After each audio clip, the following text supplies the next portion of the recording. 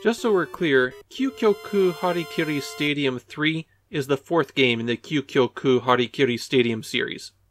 It seems like Taito isn't counting Kyuukyoku Harikiri Stadium 88 as a separate game from the original.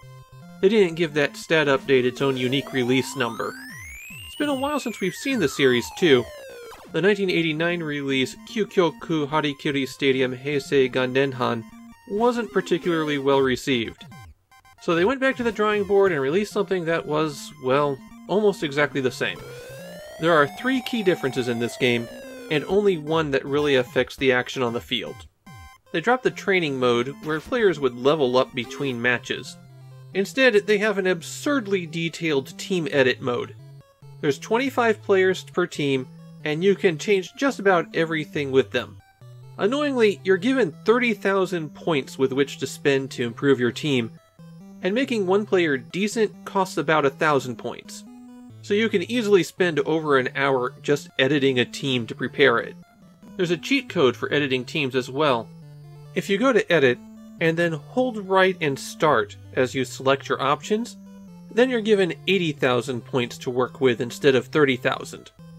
Basically, enough to build the ultimate team. On field, the biggest change to gameplay is the removal of special moves when you're defending. No more jumping up for the ball or diving for it.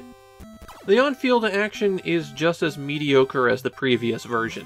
Your fielders are nightmarishly slow, so if you're not exactly where you need to be, you're going to be chasing that very slowly rolling ball across the field. The strange thing is, this seems to even affect the computer player. Though the computer does seem to be spectacular at fielding in other ways that a human being can't. The big feature of Kyuukyoku Harikiri Stadium that people remember are the cinematic events, and those are still in the game. You sometimes get close-ups when you're throwing a ball to a base, and on very rare occasions you might get a shot of some action in the crowd. If you're lucky, you might see one of those a match. Kyuukyoku Harikiri Stadium III has a pennant race mode where there's a 130-game season that plays out.